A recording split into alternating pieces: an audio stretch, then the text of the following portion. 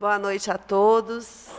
Muita alegria que nós estamos aqui novamente, reunidos em torno do Evangelho do Cristo, que todos nós possamos ser instrumentos da vontade superior, contribuindo com o que tivermos trazido de melhor em nosso coração. Bom, nós então temos aí esse convite de refletirmos sobre esse tema. Evangelizar em casa é possível?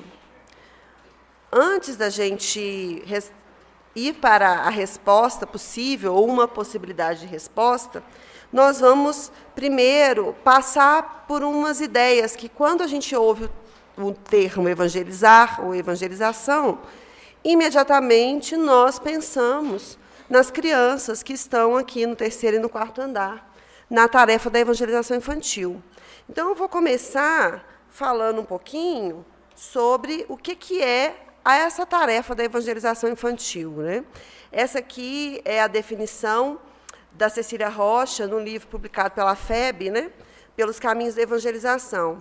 E a Cecília explica que o que se faz dentro do movimento espírita, dentro da área da infância e juventude no Brasil, que recebe esse nome de evangelização espírita infanto-juvenil, é a difusão do conhecimento espírita e da moral evangélica pregada por Jesus, que foi apontada pelos espíritos superiores que trabalharam na codificação como modelo de perfeição para toda a humanidade. Então, a Cecília está definindo aqui a que se propõe o trabalho orientado dentro de um roteiro, dentro de um currículo, dentro de um planejamento, dentro de uma previsão do movimento espírita, de uma forma ordenada, que é a evangelização infantil. Ah, meu Deus, eu vi minha primeira coordenadora de evangelização infantil e vou chorar. Para que eu fui ver Sônia? Vocês vão me perdoando, tá, gente? Vão treinando perdão aí, por favor. É aula prática.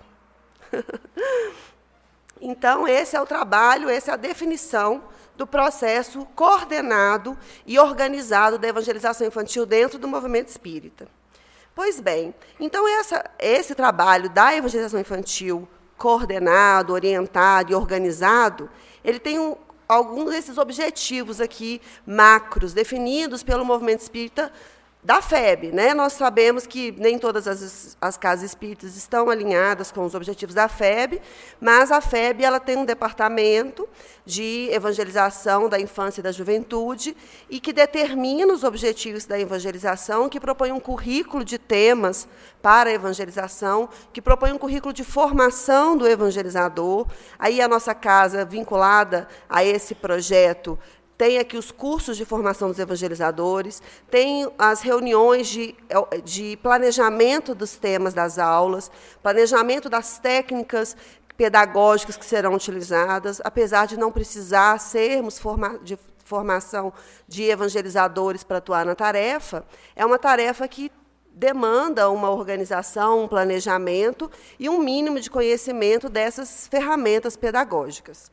Então, promover o conhecimento dos ensinos morais do Evangelho de Jesus, promover a integração do evangelizando consigo mesmo, com o próximo, com Cristo, proporcionar ao evangelizando o estudo da lei natural que rege o universo, oferecer ao evangelizando a oportunidade de perceber-se como homem integral, crítico, consciente, participativo, herdeiro de si mesmo, cidadão do universo, agente de transformação do seu meio, rumo a toda a perfeição de que é suscetível. Então, esses são os objetivos traçados para a tarefa da evangelização infantil pelo movimento espírita liderado pela FEB. E dentro disso daqui, nós nem vamos ler tudo, nós temos ações ou técnicas e planejamento de atividades que promovem o alcance desses objetivos e também a formação de novos tarefeiros da casa espírita, a conscientização de que as crianças que estão aí hoje, a nossa casa aí fez 41 anos, faz 41 anos esse ano, né, fez o ano passado, para ela viver mais 40 anos, nós precisamos que as nossas crianças da evangelização se tornem tarefeiros da casa, né, que elas continuem ativamente no movimento espírita. E isso tudo é trabalhado dentro da evangelização infantil. Mas o tema do nosso estudo hoje é evangelizar em casa. É possível? Então, nós temos que ampliar o nosso olhar agora e sair apenas desse entendimento de evangelização espírita dentro do movimento espírita, ou evangelização infantil dentro do movimento espírita, e ir para o verbo aí, evangelizar efetivamente. Evangelizar é dar aulas de evangelização, evangelizar é doutrinar, evangelizar é falar sobre os princípios básicos da doutrina espírita, é fazer decorar as bem-aventuranças. Evangelizar é saber os livros da codificação de cor, onde é que encontro as perguntas, decorar a pergunta 625 do Livro dos Espíritos. É isso que é evangelizar? Evangelizar é vir frequentemente à casa espírita. Evangelizar é nos dizer, nos declarar espíritas ou cristãos. O que efetivamente é evangelizar? Paulo, na epístola 1 aos Coríntios, no versículo 17, capítulo 1, ele diz o seguinte: porque o Cristo me enviou, não para batizar, mas para evangelizar, não em sabedoria de palavras, para que a cruz do Cristo não se faça vã. Pegando a profundidade dessa fala de Paulo, como todas as falas dele, né, extremamente profundas, né, a gente já começa a quebrar um paradigma que nos ocorre com frequência, que é acreditar que evangelizar alguém, ou que converter alguém para uma religião, para uma conduta, convidar alguém para vir na casa espírita, insistir com a pessoa para fazer o culto no lar, todas essas ansiedades que nós compartilhamos em relação aos nossos filhos ou aqueles que convivem conosco, né, nós ouvimos isso com frequência nas casas espíritas, né, ou entre os amigos espíritas. Eu queria tanto que o meu irmão frequentasse uma casa espírita, queria tanto que os meus filhos adolescentes voltassem para a mocidade, queria tanto que meus pais... Né, e aí a gente ouve uma palestra e fala assim, fulano tinha que estar aqui, essa palestra foi para ele. Né? A gente tem essa ansiedade de querer... levar isso. E, muitas vezes, nós convertemos essa nossa ansiedade, essa nossa vontade nobre, em um falatório sem fim na cabeça do quem a gente quer evangelizar. A gente começa falando, desde a hora que acordou, você já fez a prece? Você vai sair de casa sem agradecer? Você vai sair com esse mau humor? Você tem que parar 5 minutos, tem que rezar, e a pessoa já sai de casa com a cabeça cheia, e a pessoa chega e de noite fala, vamos fazer o culto, eu não quero fazer o culto, não sei o quê. Mas você está perdendo a oportunidade da sua encarnação, você não sai, e a gente faz um monte de palestra, né? Ali com uma finalidade até nobre. A gente quer despertar na pessoa um sentimento, uma vontade de extrapolar o seu olhar para as coisas materiais da vida. Né? A gente quer que a pessoa perceba que há algo mais além da matéria, né? Ou que volte para uma proposta que a pessoa estava adotando e saiu, segundo o nosso olhar. Isso é legítimo, essa vontade. Mas o que Paulo está trazendo aqui é que mesmo a sabedoria das palavras não é o objetivo real da evangelização. A evangelização não depende de um discurso motivador extremamente capaz e treinado. A evangelização não depende de uma pessoa com uma técnica de oratória e técnicas de argumentação infalíveis. Qualquer um que vier discutir comigo sobre a causa dos sofrimentos da Terra, eu vou ter todas as respostas na ponta da língua, o livro Céu e Inferno decorado para poder argumentar. Isso não é evangelizar. E a gente, às vezes, mesmo sabendo disso, acontece que a gente volta nesse vício de achar que é nas palavras, que é na sabedoria do que a gente já sabe, do que a gente aprendeu, ouviu na palestra, do livro que a gente leu, é que é falando que nós vamos promover o trabalho da evangelização.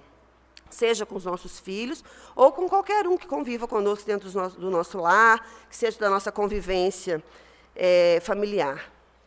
Ou não, né? E Emmanuel explica, então, o que efetivamente que é evangelizar. O que significa de verdade isso?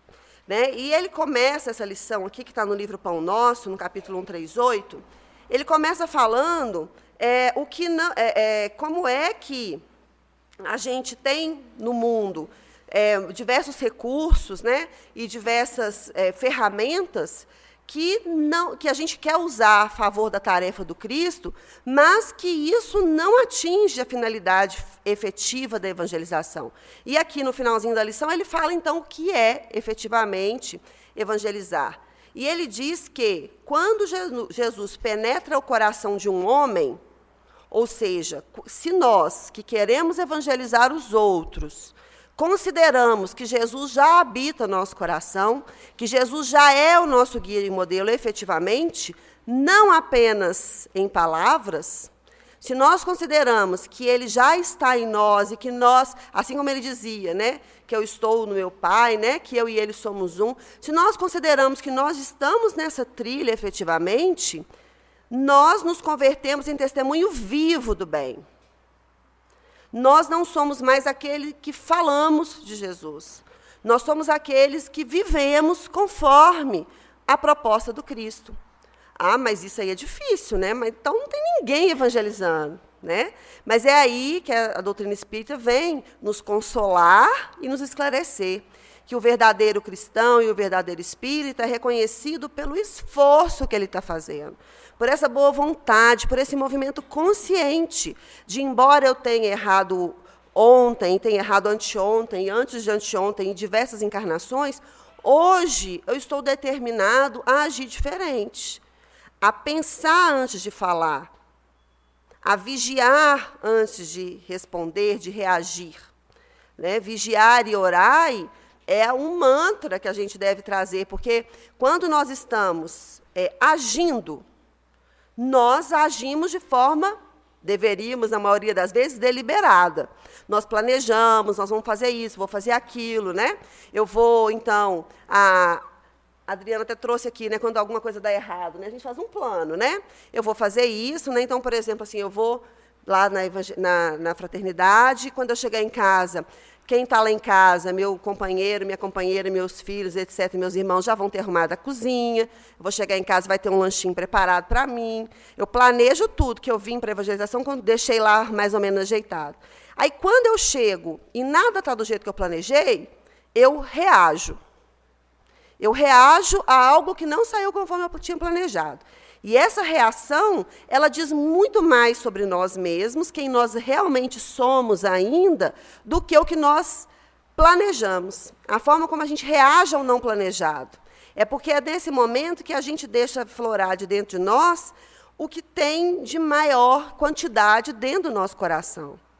Né? Então, vou deixar aí que cada um faça uma reflexão. O que é que sai do meu coração quando eu estou reagindo a algo que me contrariou, que não saiu da forma como eu esperava?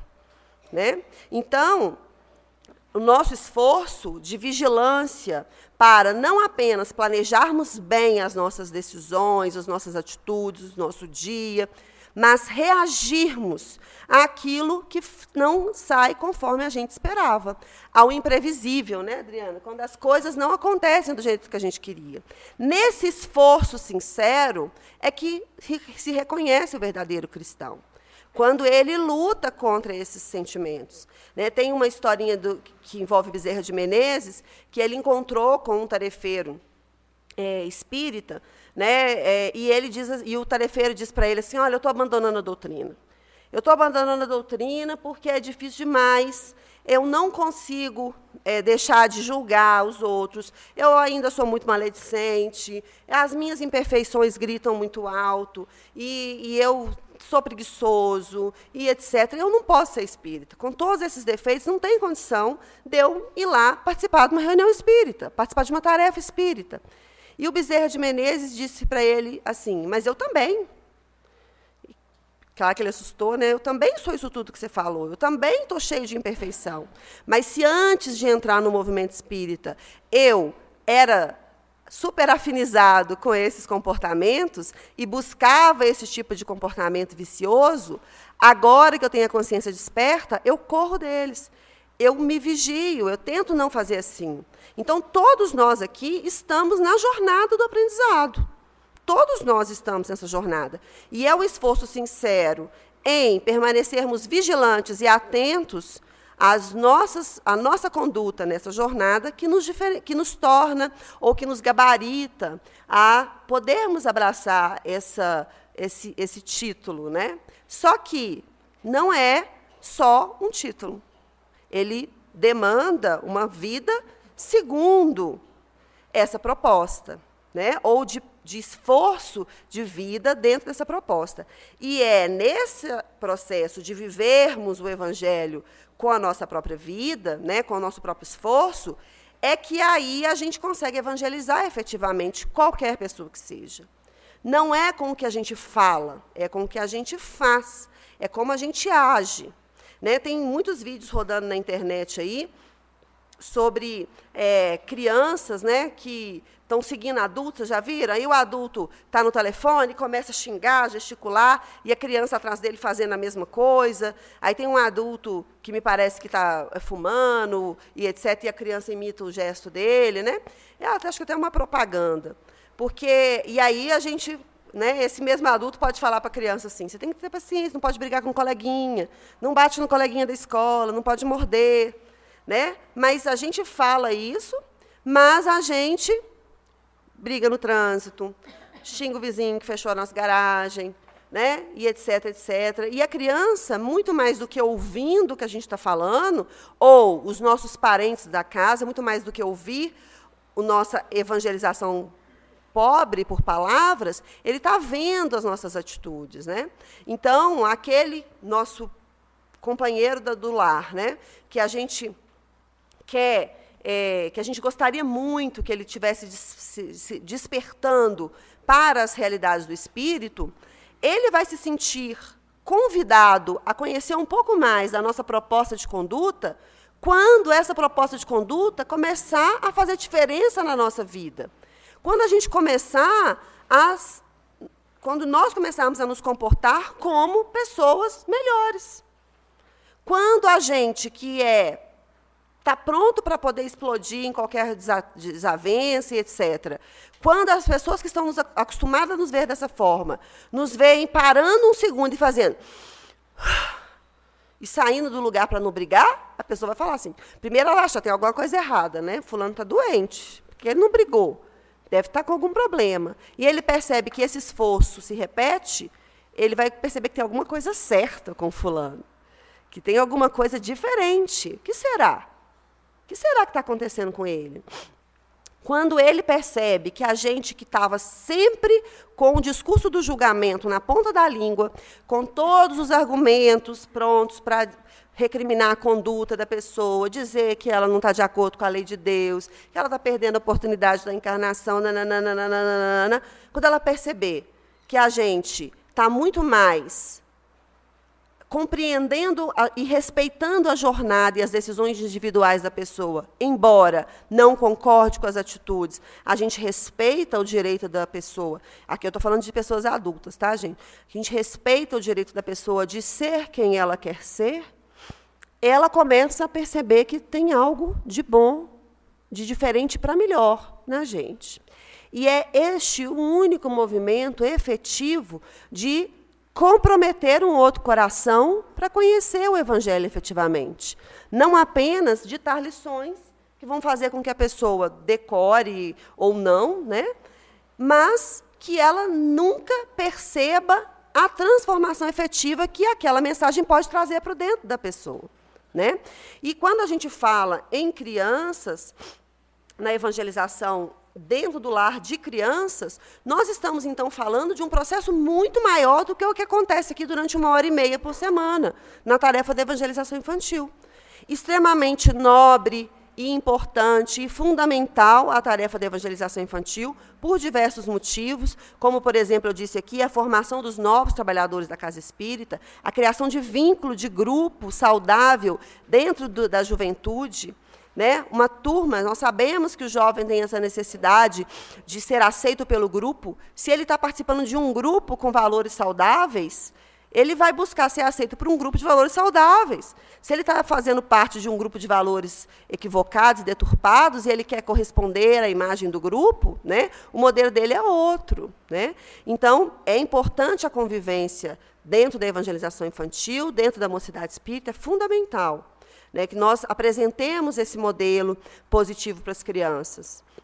Mas o trabalho de evangelização que transcende as palavras, que penetra efetivamente no coração do próximo, só se dá através de nós mesmos, que nos consideramos como um agente da transformação, começamos essa transformação dentro da gente. Este não é um caminho, este é o caminho. Esta é a única possibilidade efetiva e infalível. Mas eu conheço muita gente que teve filhos aí, que a pessoa fez de tudo, era uma pessoa dedicada, compenetrada, não sei o quê. O filho não deu boa coisa, não. Será?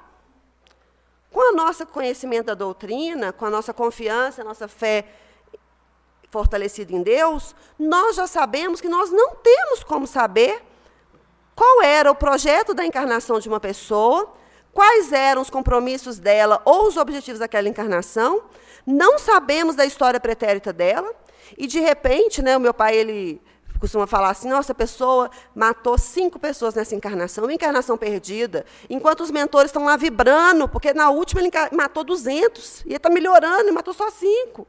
Né? Mas a nossa visão é limitada, nós não temos como saber. Então, nós afirmarmos que uma pessoa que tem uma conduta consciente, trabalhando de forma consciente na conquista do coração dos outros, através da construção do seu melhor eu, nós não temos como saber que o trabalho não foi, talvez, dentro da nossa expectativa.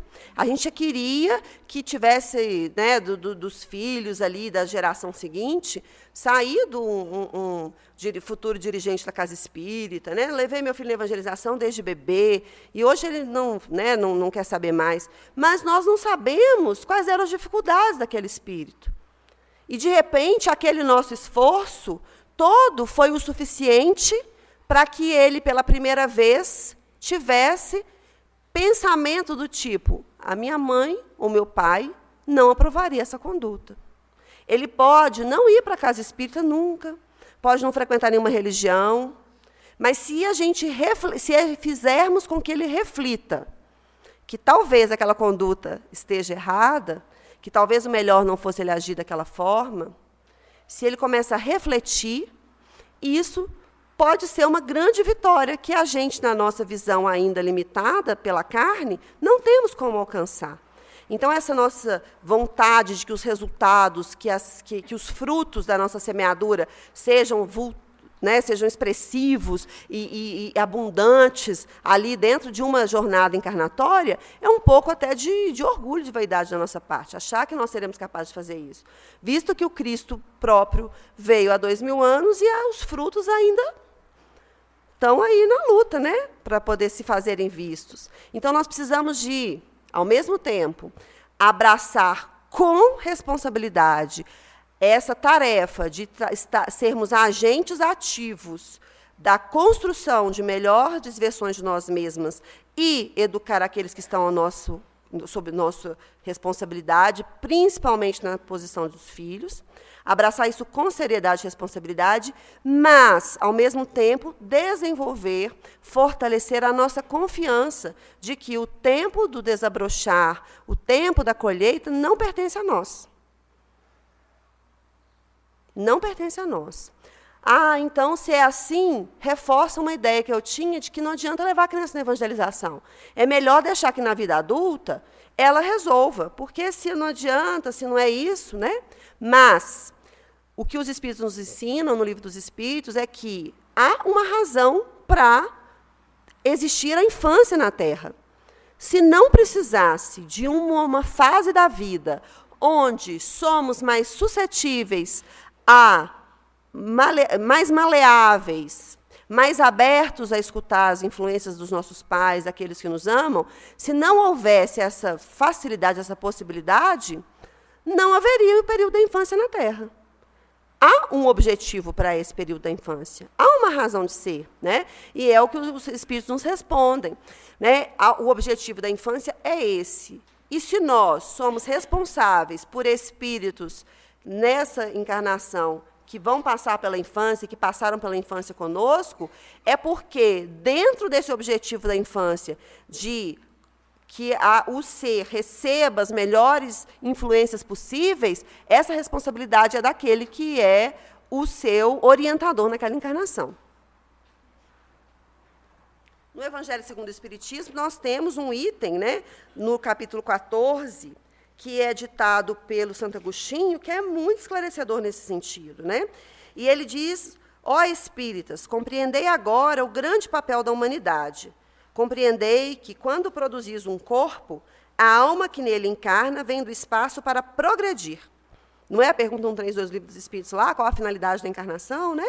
Que a gente faça o nosso processo de evolução, que a gente faça a expiação dos nossos débitos, que a gente contribua, né, na obra divina, né? Mas estamos aqui, de forma geral, para aprender, para crescer.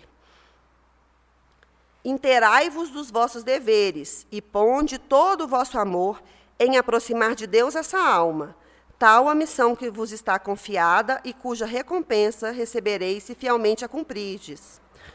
Os vossos cuidados e a educação que lhe dareis auxiliarão o seu aperfeiçoamento e o seu bem-estar futuro. Lembrai-vos de que a cada pai e a cada mãe perguntará a Deus: que fizeste do filho confiado à vossa guarda? E isso é uma pergunta muito séria para a gente se fazer todos os dias, em todas as nossas relações, com os nossos filhos especialmente, ou todos aqueles que estão dentro das nossas casas, na nossa convivência, porque nós sabemos que esse processo de aprendizado, ele não é aleatório.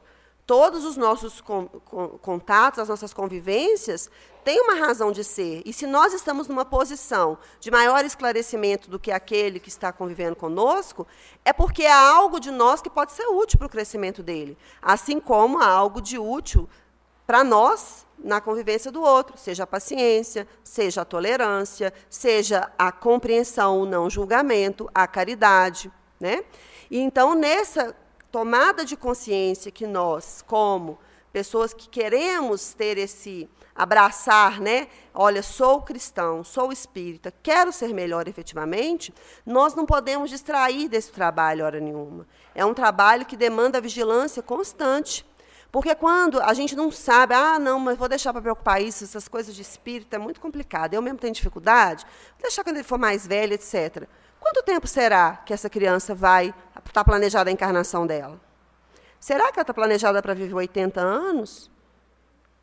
Quanto tempo será que ela vai viver? Nós sabemos que as crianças também desencarnam. E aí? E se eu deixei para depois, ou se eu desencarnei e eu não tive depois? Qual é a necessidade? A evangelização formal, vamos dizer assim, e a evangelização do lar, elas são as vacinas para as condutas equivocadas que o ser pode tomar. É claro que, à medida que nós vamos evoluindo, o nosso espírito está mais desperto para os valores, mesmo que nós não tenhamos recebido determinadas lições naquela encarnação. Nós sabemos disso. É claro que existem espíritos reencarnantes no momento que são muito mais evoluídos que a geração anterior. Nós sabemos disso. E isso não nos exime da responsabilidade de continuarmos oferecendo o que temos de melhor, de continuarmos oferecendo os melhores exemplos, as melhores oportunidades, as melhores circunstâncias de convivência, né? E isso demanda da gente dedicação, que é algo que a gente tem se ressentido na atualidade, né? Porque a vida é tão corrida, é tanta coisa para ser feita, é tanto trabalho, é tanto compromisso que a gente faz, né? Às vezes, até a casa espírita, as pessoas assumem lá, eu preciso fazer uma tarefa na casa espírita. Todo orador fala, tem que fazer uma tarefa na casa espírita. Aí eu vou lá e pego 5 tarefas na casa espírita. E não passo um dia com os meus filhos. Não faço para casa com eles, não fico sabendo como é que foi o dia do meu companheiro dentro de casa.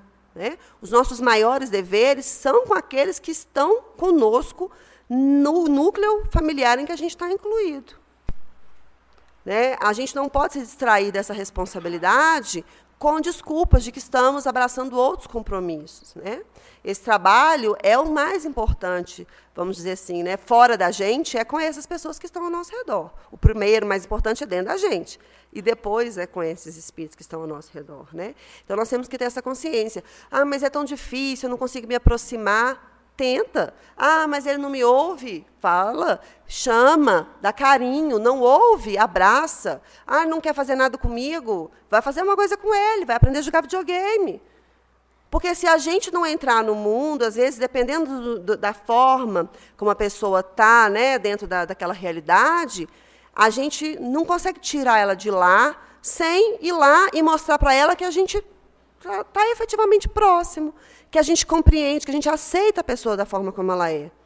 Né? Então, não sei passar de fase, não sei fazer nada, né? Mas, nossa, que legal! No, como é que você fez isso? Nem sei do que eu estou falando. Mas é importante a gente criar esse laço, porque senão fica só a gente querendo fazer um movimento daquele ser que está numa posição de mais aprendiz do que a gente puxando ele para uma realidade que ele não compreende, que ele não está entendendo onde é que aquilo vai ligar. Se nós estamos numa posição de uma compreensão maior, o movimento deliberado, consciente, repetitivo, tem que ser da nossa parte. Tem que ser da nossa parte. E nós somos pais na última fronteira. Como é que nós vamos dizer, desista desse menino? Como? Se ele foi a missão que Deus confiou para a gente. Dizer assim, não dá mais não.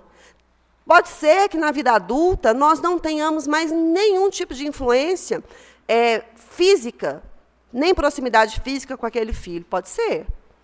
Que nós tenhamos uma distância tal que a gente não consiga mais nenhum tipo de contato físico.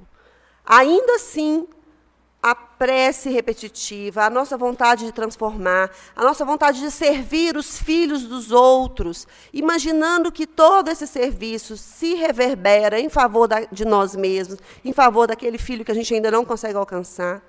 Né? Quanto tempo que a mãe do... Esqueci o nome dele, lá do livro...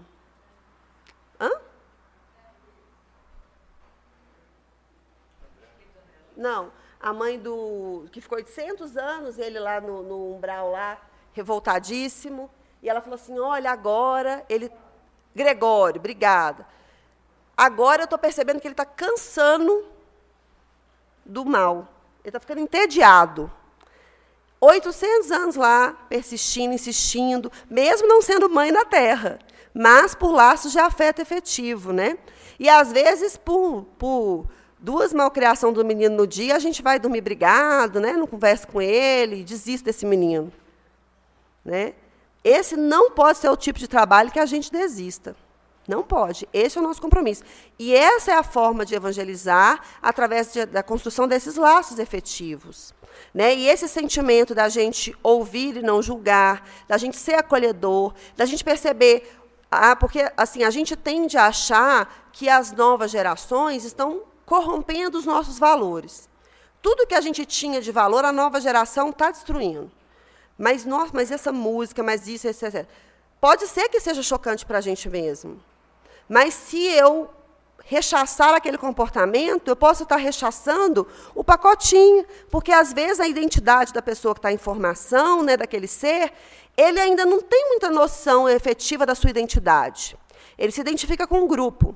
E, se eu critico tudo que o grupo é, intimamente, a criança está ouvindo como uma crítica a ela mesma, o jovem está ouvindo como uma crítica a ele mesmo. Né? Então, se nós somos capazes de transcender a nossa vaidade, o nosso orgulho, de acharmos que temos o padrão top da forma de agir, né? Olha, vai comigo, esse aqui é o padrão. Sem considerar que existem outras possibilidades que podem não ser, afinal, tão equivocadas assim, ou que neste movimento há um valor transcendente que eu não estou capturando. Né? A Joana de Ângeles fala que o processo de mudança das gerações e de mudança de valores, ele se dá num movimento de pêndulo, né? Onde nós vivemos extremos de uma situação e a força, a opressão que esse extremo gera em nós faz com que o grupo que estava oprimido vá para o outro oposto. Gere uma oposição total a tudo aquilo que oprimia nessa etapa. Só depois desse movimento de pêndulo é que nós vamos conseguindo nos equilibrar para chegar num termo mais equilibrado. Porque, se nós consideramos essa questão dos valores, por exemplo, nós não podemos negar que diversas das discussões e das propostas de rebeldia de hoje em dia têm base, ainda que a forma seja, às vezes, um pouco atrapalhada, às vezes até violenta com determinados grupos, que no âmago da situação ali há uma causa efetiva. E, às vezes, a gente até acha assim, até que não está errado, mas a forma como faz é demais. Se a gente acha que não está errado, que tal conversarmos sobre a forma, e não sobre a pessoa, efetivamente. Nem sem o rótulo. Fulano é isso, ciclano é aquilo. Que tal falarmos assim, será que essa forma é a melhor mesmo? Começar esse tipo de discussões, partindo do pressuposto que não sabemos tudo e que estamos aprendendo tanto quanto esse filho, esse companheiro está aprendendo também, já nos coloca numa situação de abertura. Já coloca a pessoa também numa situação de abertura, onde não há ninguém acusando ninguém, há um coração disposto a unir o seu coração com outro coração. E isso é irresistível. Quando a gente está muito afim de brigar, e o outro não quer brigar com a gente, e o outro faz de tudo, às vezes a gente passa pela irritação, mas você não vai brigar comigo, você não está vendo que eu estou fazendo de tudo para brigar, até que a gente desiste. E esse movimento pode acontecer também com esses filhos difíceis, rebeldes, esses irmãos, pais, às vezes. Se a gente tem essa vontade efetiva de servir, de amar, de compreender, de abraçar, isso é irresistível. E como é que nós sabemos que isso é irresistível? Porque foi isso que o Cristo fez. Nos amou e nos ama de forma irresistível. E nós vamos, vamos temando, vamos resistindo, vamos sendo atraídos por esse amor. E de forma que todos nós necessitamos e chegaremos um dia, finalmente, eu aceito esse amor que eu estou precisando, efetivamente. Chega de orgulho e de egoísmo. Quando a gente faz esse movimento, né, é esse movimento que a gente pode também regar, cultivar todos os dias nas nossas relações, dentro da nossa casa. Mas eu não vou ver a resposta nessa encarnação? Pode ser que não. Nós não sabemos quão comprometidos somos nós com esses espíritos também. Não sabemos quantas vezes nós falhamos com esse espírito. E também não podemos agora cobrar de uma hora para outra que ele vá nos ouvir depois de nós termos comprometido essa relação tantas e tantas vezes em outras encarnações. Mas nós precisamos de ter o pensamento consciente, a vontade operosa o tempo todo, sabendo o que eu estou fazendo, para que eu estou fazendo e como eu estou fazendo. Então, né, a continuidade da frase aqui, quando um homem alcança Jesus, não se detém pura e simplesmente na estação das palavras brilhantes, mas vive de acordo com o Mestre, exemplificando o trabalho e o amor que iluminam a vida, a fim de que a glória da cruz não se faça vã. Né? Então, nós... a Adriana citou o Haroldo, né, tem um caso dele que ele já contou várias vezes, né? Dele está no trânsito com o filho dele, e ele toma uma fechada, e aí ele abre o vidro pronto para reagir. E aí o filho dele fala assim, está nervoso, pai? E aí, na hora que o filho pergunta se está nervoso, ele já dá uma respirada. Aí ele fala que está. E aí o filho pergunta assim, e se for um dos que assistem suas palestras? Esse motorista, podia ser. Aí ele pensou e pensou, aí o papai está desmoralizado, ele fala com ele, né? E, então, para a gente ver como é que eles estão atentos ao nosso comportamento, muito mais ao que a gente fala. Né? E é por isso que a gente tem que estar vigilante. E que ótimo que nós temos, então, essa polícia do lar dentro da nossa casa. Porque isso vai nos fazendo refletir sobre as nossas atitudes o tempo todo. Talvez, se eu não tivesse alguém ali perto de mim, para poder ficar de olho, verificando o que eu estou fazendo, como é que eu estou agindo, eu tivesse um comportamento muito mais... deixa para amanhã, não vou na tarefa, não, né? Não vou falhar hoje, vou ligar e falar que eu estou doente. Aí você pensa em falar isso, aí você olha o seu filho e fala, puxa, ele vai ver que eu estou mentindo. Eu não posso ensinar para ele isso. Aí você vai lá e dá uma lição de evangelização sem ficar no discurso vazio das palavras. Você não pode mentir para a mamãe e para o papai. Não vou hoje não, que eu estou muito doente. Então, nesse exemplo básico que todos nós conhecemos, nós podemos ir transcendendo. Uma grande luta dos dias atuais, né? Das redes sociais, do celular. Né? Mas o menino fica o tempo todo no celular. Nós ficamos o tempo todo no celular. Mas eu estou vendo palestra. Estou lendo um livro. Pode ser que sim. Mas a gente está o tempo todo no celular também. Né? Então, o menino não lê. Né? Se eu pego o telefone aqui, vai ler um livro, menino, sai desse telefone, você fica o dia inteiro no telefone, e a gente com o nosso telefone, mas eu uso para o trabalho. Sempre tem uma desculpa ótima, né? Mas até nisso a gente tem que estar consciente, né? Vamos ter um tempo, então, onde todo mundo vai desligar o telefone? Esse horário agora é o Wi-Fi free, né? Aliás, é sem Wi-Fi, livre do Wi-Fi. Desliga o Wi-Fi da casa, esse momento é o momento que nós vamos concentrar. Todo mundo. Vou largar o trabalho, vou largar a palestra, que está gravada no YouTube mesmo, vou poder ouvir depois. E ter essas atitudes onde a gente vai vendo. E perceber que a gente vai errar ainda um monte de vezes e vai pedir desculpa para o filho. E eu falei assim, mas minha mãe, meu pai estão me pedindo desculpa? Sim. Nós temos que pedir perdão só para os outros de fora? A gente só erra com os de fora. Não tem nenhum problema dos nossos filhos perceberem que nós estamos nos apercebendo de um erro que a gente cometeu. Muito pelo contrário. Mais uma lição de evangelização no lar. Olha, minha mãe reconheceu um erro, meu pai reconheceu um erro. Reconheceu que aquela hora que ele gritou comigo foi desnecessário, não precisava. Quão importante que é isso, a gente aprender a reconhecer o erro. E todos esses movimentos, né, eles demandam, então, um trabalho intenso dentro de nós mesmos. Essa é a pergunta que a gente citou, um pedaço dela aí, né? Até pulei. Nós temos que começar esse processo, então, dentro da gente, com autoconhecimento. Autoconhecimento é um mantra do momento e de muitos momentos. Porque a gente conhece muito o mundo de fora, as leis, né, os livros, e eu sei o que é que me desestabiliza. Eu sei o que é que me tira do meu padrão, do ideal de comportamento que eu acredito. Eu sei o que é que me deixa sem paciência. Se a gente não souber isso, todas as vezes que eu ver aquela situação lá, eu vou cair de novo. Eu preciso tomar essa consciência. Se eu sei, por exemplo, que o cansaço das 10h30 da noite é terrível. Quando eu estou cansada das 10h30 da noite, eu fico sem paciência, eu brigo, e eu xingo, e eu já falo com os meninos que se eles não dormirem, vai ficar todo mundo de castigo o dia inteiro, aquele desespero. Se eu já sei que isso acontece, que eu me planeje. Que eu faça, então, com que tudo já esteja pronto, terminado, antes das 10h30. E até que eu tenha a resignação de aceitar que o ideal não é possível, então, vou fazer o que seja possível.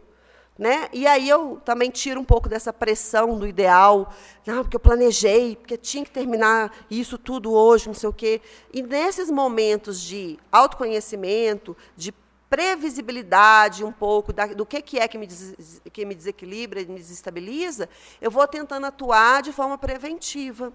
Já sei que está chegando o horário que é mais difícil, o horário de ir para a escola, já faço uma prece, porque a vigilância é vigiar e orar. A gente vigia bastante. Quando a gente vê que a gente não vai dar conta, assim, eu estou vigiando, mas eu estou vendo que vai dar, não, pelo amor de Deus, me ajuda aqui. Pede a espiritualidade para socorrer. A oração também é nesse ponto, né?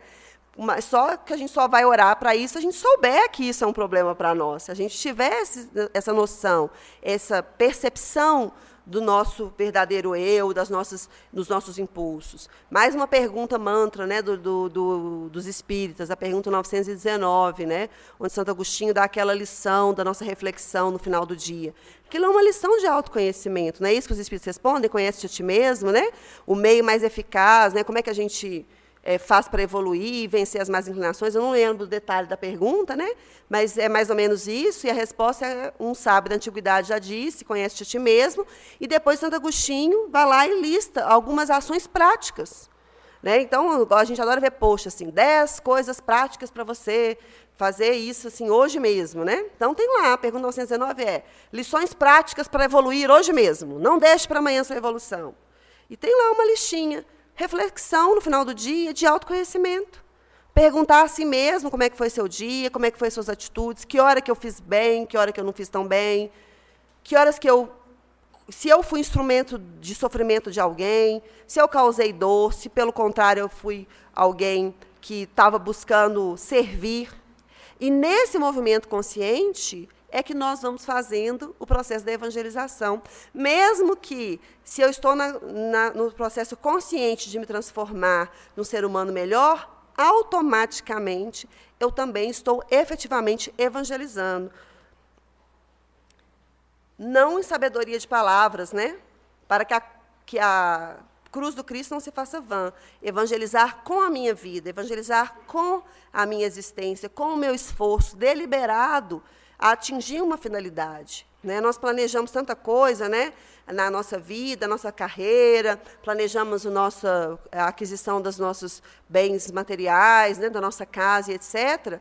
E a gente, às vezes, não se distrai. Passa um tempo e eu falo, meu Deus, eu não planejei a minha evolução, eu não planejei o meu esforço. Ah, mas dá para planejar isso?